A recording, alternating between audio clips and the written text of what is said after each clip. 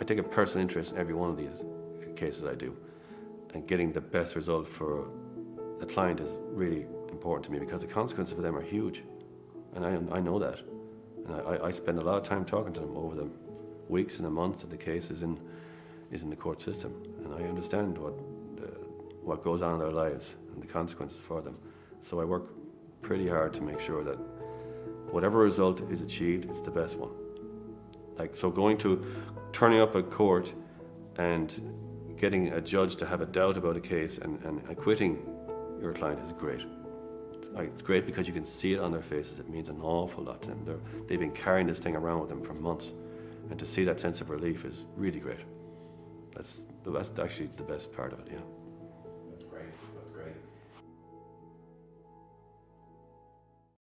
And two people can see the same event differently. They can remember it differently. And if you see an event and your perception of it is wrong, then you're going to be storing it incorrectly, and you're going to be retrieving it later incorrectly, because that's how memory works.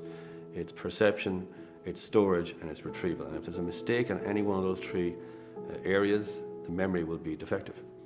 And so people can come into court and fully believe what they're saying, but they could be wrong. And it's happened to you and me in our own lives, where you see someone walking down the street, you're pretty sure it's them, you walk up behind them to tap them on the shoulder, and then they turn around and it's not them. Now, a few seconds before that, you thought it was them 100%. If someone was to ask you, you'd say that's definitely them. But then you saw it wasn't them. So you can see how your perception can be wrong. Honestly wrong, but wrong all the same.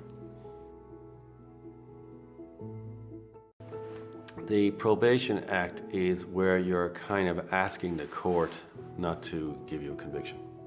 So you come into court, you plead guilty to something, a minor matter. Obviously the Probation Act, which would leave you without a criminal record, isn't open to stuff like murder or things like that. But it's open to minor matters, like misuse of drugs matters, where you're caught in possession of cannabis or sometimes cocaine. Minor public order matters. You can ask the court, if you've pleaded guilty to it, not to leave you with a criminal record. And people often do that because of work commitments or future work commitments, or sometimes they're working in public sector jobs where a criminal record will be disastrous. So you can ask the court to leave you without a criminal record. That's what the Probation Act is. Statute of Limitations is something that governs prosecutions by the DPP, the Guards. If you get caught drink driving on the 1st of January, they've got until the 1st of June to apply for summonses in your case.